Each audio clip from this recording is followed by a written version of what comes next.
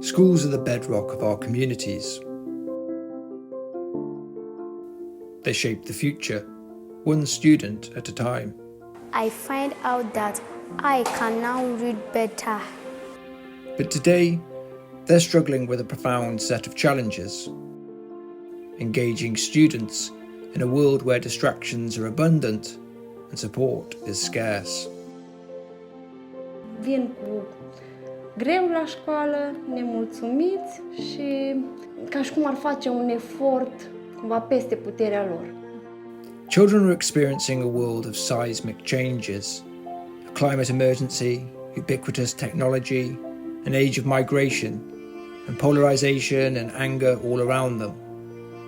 Many feel unmoored, unsure of where they belong. School should be one of those places. But following the COVID-19 pandemic, education systems around the world have faced a fracturing of the social contract, with school absence rising and children less engaged in classrooms. There isn't one single cause for the challenges we're facing today. Many of them were brewing long before the pandemic, and schools around the world are dealing with the same difficulties. But research has identified one issue that hasn't received much attention.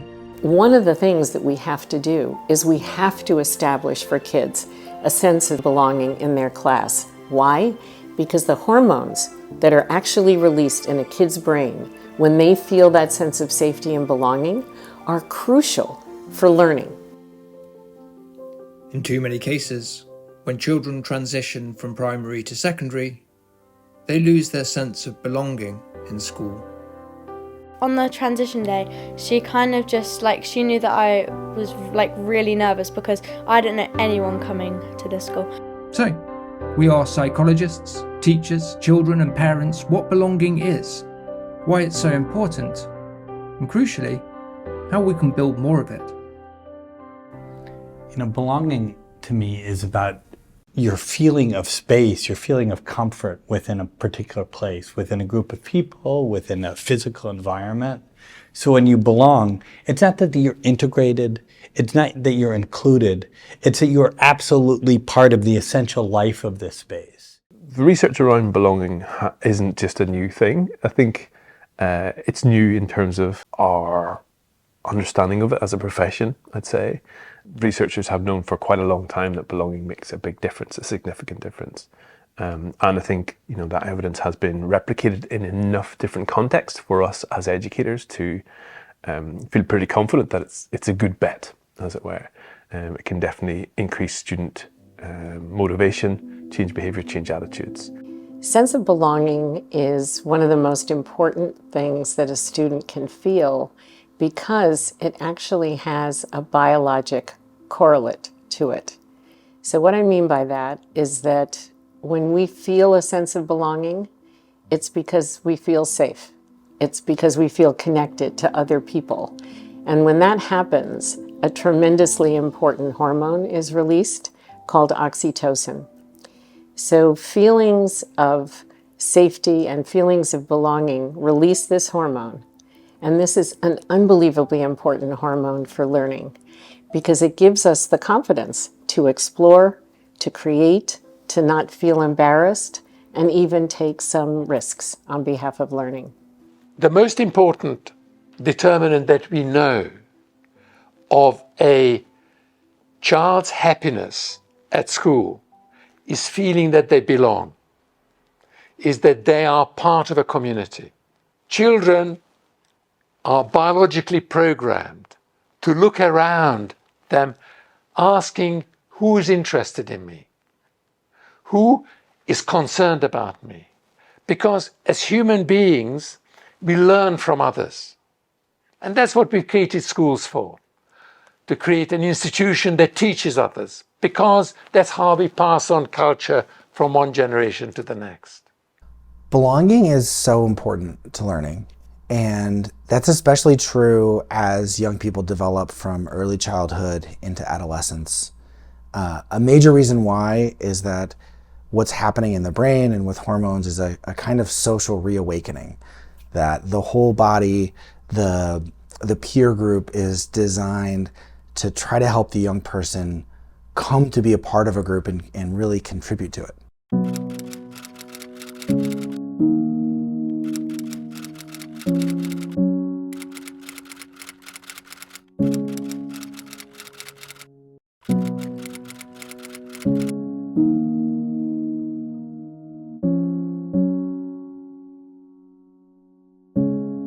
I think the discrepancy between the construct of primary education and secondary education is jarring for some young people. They go from being deeply known and understood, and their wider family and their context understood, to becoming one of a much greater number of young people with a different system for coming into school and then for moving around school. There's just not the system in place for them to become known as well. My last most memorable moment was my graduation. I actually felt a lot of emotions because I was going to leave most of my classmates and move on, and I actually felt like it was going to be very difficult for me to see most of them. Teachers creating safety and belonging around a transition is one of the most important things that teachers can do. Transitions are hard for kids. They're hard for grown-ups too, but transitions are really hard because you are leaving a place where you have been safe and you are coming to an unknown, sometimes with new kids, sometimes with new rules. Everybody's bigger. It's a tremendously challenging time for kids. I think what makes it hard for people to feel a sense of belonging in school is when children don't feel safe, they don't feel connected, and they don't feel successful in school. And this is something in our school and in our Trust of Schools we talk about a lot, is how we can create that sense of belonging through those three pillars. Copiii încet să se simtă în largul lor, dar am avut o perioadă în care pe majoritatea ei vedeam că nu se simt în largul lor.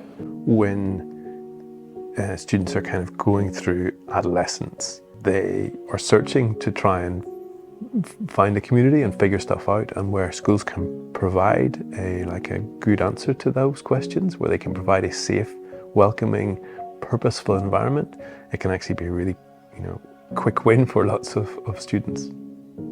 If you look at almost anywhere where the school lifts the performance of everyone, not just the select few, then you see methods to create a sense of belonging. And the reason why is very simple, that if you want to push a group of students beyond what they currently know how to do, beyond their limits, they need to first feel safe, that it's a place where they can trust that they're going to be treated well, that they can fit in, that they can belong.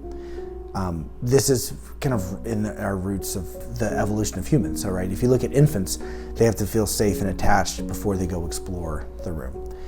Something similar is true later in development. Not quite physical safety in the sense of I need my mom here before I climb across the visual cliff, but for adolescents, it's like I need to feel that I'm not going to be humiliated, made fun of, kind of thrown out of the group for asking a question and getting something wrong, for trying to take on a new challenge and challenge myself. OECD, Organisation for Economic Cooperation and Development, are really concerned about this growing level of not belonging, and the figures are getting to be something like 1 in 3. That's an awful lot of young people feel at different times they don't belong. We have to think of the negative consequences of that. And then when you shift to the other side and you actually look at the data that we now have on belonging, on schools where belonging is working, in terms of exam results, in terms of staying on at rate of stuff and how they feel, it just astonishes me. In fact, actually, it's more than that. It enrages me that schools aren't doing this. We know this stuff works. A lot of teachers want to create a sense of belonging, but they think it means the same as being nice. And so when they ask themselves in their heart of hearts, have I created belonging? They answer it with, well, we had a class party, or I shook students' hands at the door, or we have a secret handshake. Yeah, I don't think it's a big gesture thing at all. It's not like a, repaint the building, put up lots of inspirational posters, get everyone together to hold hands in the playground. I think it's much more a kind of subtle human thing. Things like intentional use of eye contact actually make a big difference to people's sense of belonging. Making sure that you demonstrate to students that you know about them and what makes them tick can make a big difference. Humans are not good at listening. I frequently sit in meetings with quite high-powered grown-ups and they don't listen. People wait for their turn to speak. But if we listen more, we learn more. That transfers into everything, the curriculum, everything. And then there is a magical place you can get to as a teacher, and I absolutely promise you this is the case. If you've taught your young people to be confident expressing themselves, to work and collaborate, you get to a place of exploratory talk. This is where your young people start to deepen the concepts that they are developing. They start to express great new ideas. They become absolutely insatiable about the content. This is a win-win for a teacher, but it's also that moment where you as a teacher are like, they're loving my subject. It's a really beautiful place to get to. One of my favorite activities is something that Carola Suarez Orozco created, thinking if we just could encourage people to tell their story and to listen, we might build empathy. I would argue that when you tell stories and listen, and then swap stories, you do more than build empathy. You build a sense of shared connection, and you recognize the similarities and differences in your experience. So we have kids interview each other about their stories of migration. And why do that? Because people find themselves in each other's stories. More than any specific classroom activity, it's that 7 minutes, 10 minutes of listening. It's profound. It's a fallacy to think you can either be nice and caring about belonging, but there's no standards, or you can maintain order and prevent chaos, but that means you have to be very uncaring. You can do both. You don't have to worry about society going to hell in a handbasket just because you've cared about belonging. Because in fact, the route to keeping young people on track while also maintaining order in your classroom is to take young people seriously with very high standards, but also support their belonging so they can be a part of that group. I believe that our teachers have found that centering of relationships and belonging transformative to their practice, actually. When we've been doing reviews on the term, what comes up frequently is, again, just the knowledge of children that they have never had an experience of having before. Actually being able to talk about, I know that this child is interested in this thing, I know that this is what they do at the weekends, I know this is what they find challenging, and actually I know how to help them better, has made a huge difference, and equally so has the relationships with their families. At the end, we want to see that the children fit into the school environment, feel relaxed, feel they belong, and they are here to learn. And so that we'll be able to build up that confidence in them, not looking at their background, but let them know why they are in the school environment. They are here to learn, forgetting all those things that they see that will weigh them down. Always good that you show children that they matter. Always good that you show children that you are loved, you're a valued member of this group, you're a valued member of this society. So when children have that sense of belonging, they stand out wherever they find themselves.